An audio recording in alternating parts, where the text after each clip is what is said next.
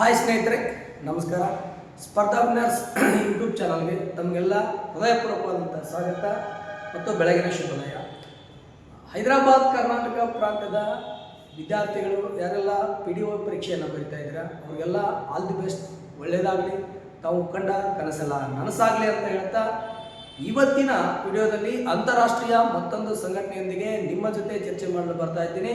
ಇವತ್ತಿನ ಅಂತಾರಾಷ್ಟ್ರೀಯ ಸಂಘಟನೆ ಯಾವುದಪ್ಪ ಅಂತಂದರೆ G7 ದೇಶಗಳು ಅಂತ ಕರಿತೀವಿ. G7 ರಾಷ್ಟ್ರಗಳು. ಏನು ಸರ್ G7 ರಾಷ್ಟ್ರಗಳು? ಈ G7 ರಾಷ್ಟ್ರಗಳು ತಮ್ಮದೇ ಆದಂಥ ಒಂದು ಗುಂಪನ್ನು ಮಾಡಿಕೊಂಡಿದ್ದಾರೆ. G7 ರಾಷ್ಟ್ರಗಳು ಅಂತಂದರೆ ಇದರಲ್ಲಿ ಪ್ರಮುಖವಾಗಿ ಭಾರತ ದೇಶ ಇದರ ಸದಸ್ಯತ್ವವನ್ನು ಪಡೆದುಕೊಂಡಿಲ್ಲ. ಇದರಲ್ಲಿ ಭಾರತ ದೇಶ ಕಂಡು ಬರುವುದಿಲ್ಲ. G7 ರಾಷ್ಟ್ರಗಳು ಅಂತಂದರೆ ಆಲ್ಮೋಸ್ಟ್ ಆಲ್ ಅಭಿವೃದ್ಧಿ ಹೊಂದಿದ ರಾಷ್ಟ್ರಗಳು, ಅಭಿವೃದ್ಧಿಶೀಲ ರಾಷ್ಟ್ರಗಳು, ಮುಂದುವರಿದ ದೇಶಗಳು ಅಂತ ಕರಿತೀವಿ. ಸೊ ಎಲ್ಲದಕ್ಕಿಂತ ಹೆಚ್ಚಾಗಿ ಈ ಒಂದು G7 ರಾಷ್ಟ್ರಗಳು ಇನ್ನೊಂದು ವಿಶೇಷತೆ ಏನಪ್ಪ ಅಂದರೆ ಇವುಗಳಿಗೆ ಪ್ರತ್ಯೇಕವಾಗಿ ಕಾರ್ಯದರ್ಶಿಗಳಾಗಿವೆ, ಪ್ರತ್ಯೇಕವಾಗಿ ಅಧ್ಯಕ್ಷರು ಅಂತ ಯಾರು ಇರುವುದಿಲ್ಲ.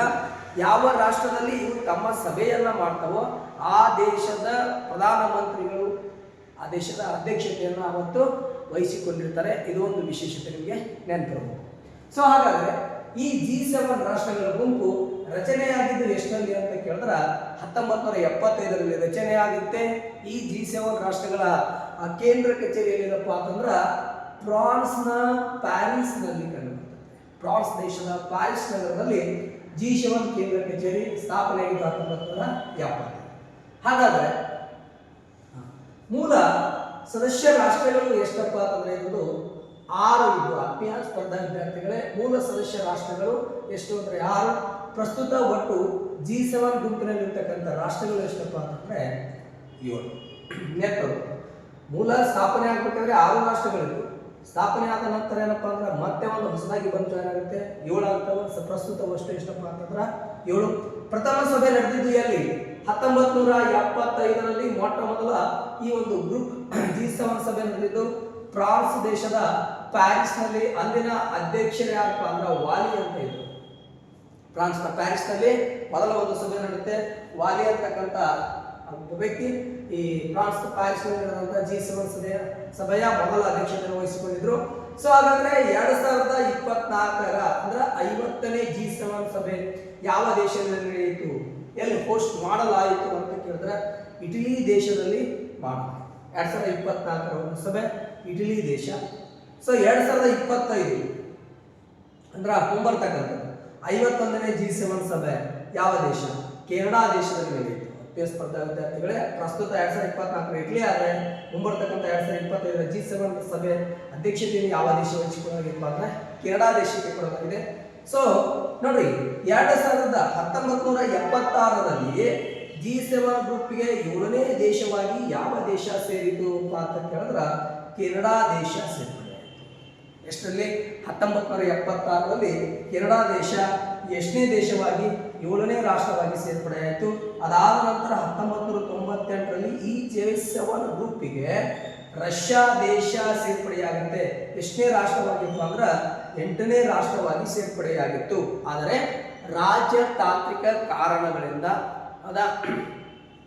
ರಷ್ಯಾ ದೇಶವನ್ನ ಮತ್ತೆ G7 ಗ್ರೂಪಿನಿಂದ ಎಷ್ಟರಲ್ಲಿ ಅಂದ್ರೆ 2013ರಲ್ಲಿ ಹೊರಹಾಕಲಾಗುತ್ತೆ. ಇದನ್ನು ನೆನಪಿಡಬೇಕು.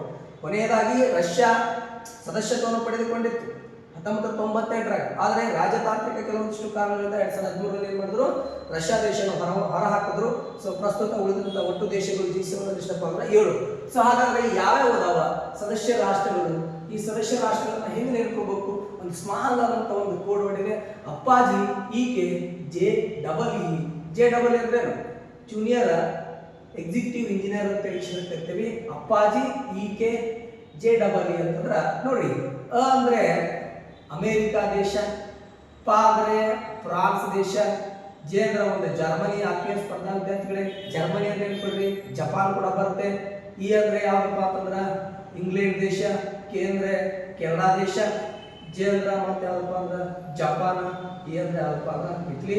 ಸೊ ಈ ಒಟ್ಟು ಎಷ್ಟಪ್ಪ ಅಂತಂದ್ರೆ 7 ರಾಷ್ಟ್ರಗಳು ಪ್ರಸ್ತುತ G7 ಗುಂಪಿನಲ್ಲಿ ಕಂಡು ಬರುತ್ತೆ. ಆತ್ಮೀಯ ಸ್ಪರ್ಧಾ ವಿದ್ಯಾರ್ಥಿಗಳೇ, ಈ ಮಾಹಿತಿ ತಮಗೆಲ್ಲ ಇಷ್ಟ ಆದರೆ ಶೇರ್ ಮಾಡಿರಿ, ಕಮೆಂಟ್ ಮಾಡಿರಿ, ಲೈಕ್ ಮಾಡಿರಿ, ಹೆಚ್ಚಿಗೆ ಸಬ್ಸ್ಕ್ರಿಪ್ಷನ್ ಮಾಡಿಸಿ. ದಯವಿಟ್ಟು ನಮ್ಮ ಚಾನಲನ್ನು ಬೆಳೆಸಿ. ಸೊ ವಿಶೇಷತೆ 35ನೇ RRB SSC GD ಬ್ಯಾಚ್ಗಳು ಮುಂಬರ್ತಕ್ಕಂಥ 25ನೇ ತಾರೀಕಿಗೆ ಆರಂಭವಾಗಲಿದ್ದು ಅತಿ ಕಡಿಮೆ ದರದಲ್ಲಿ ನಿಮಗೆ ಒಳ್ಳೆಯ ಬೋಧನೆಯನ್ನು ಕೊಡ್ತೀವಿ. ಸ್ಟ್ಯಾಟಿಕ್ GK ಅಂತ ಹೇಳ್ತೀವಲ್ಲ, ಆ ಸ್ಟ್ಯಾಟಿಕ್ GKಯನ್ನು ಕಂಪ್ಲೀಟ್ ಆಗಿ ಬಿಡಿಸಿಕೊಡಲಾಗುತ್ತೆ. ಮ್ಯಾಥ್ಸ್ ಸಬ್ಜೆಕ್ಟ್ 0 ಇಂದ ಹೀರೋ ತನಕ ಮಾಡ್ತೀವಿ. ಸೊ 60 ದಿನಗಳ ತರಬೇತಿ ಇರುತ್ತೆ. ಊಟ, ವಸತಿ, PG ಎಲ್ಲ ವ್ಯವಸ್ಥೆ ಇರುತ್ತೆ. ಈ ಒಂದು ಸುವರ್ಣಾವಕಾಶವನ್ನು ಕರ್ನಾಟಕದ ಎಲ್ಲ ವಿದ್ಯಾರ್ಥಿಗಳು ಪಡೆದುಕೊಳ್ಬೇಕು. ಯಾಕಂದರೆ ಇದೇ ನವೆಂಬರ್ ಡಿಸೆಂಬರಲ್ಲಿ RRB D ಗ್ರೂಪ್ನ 41,000 ಹುದ್ದೆಗಳು ಮತ್ತು ಮಿಲಿಟರಿ ಇಂಜಿನಿಯರಿಂಗ್ ಸರ್ವಿಸ್ ಅಂತ ಕರಿತೀವಿ, ಅಲ್ಲಿ ಕೂಡ 42,000 ಹುದ್ದೆಗಳು ಅಧಿಸೂಚನೆ ಆಗ್ತಾ ಒಂದು ಮುನ್ನೋಟ ಇದೆ. ಆಲ್ರೆಡಿ ಇದು ಡಿಸೈಡ್ ಕೂಡ ಆಗಿದೆ, ಇದೇ ತಿಂಗಳಲ್ಲಿ ಆಗಬೇಕು ಅಂತ ಚಿಂತ್ರ. ಹೌದಾ?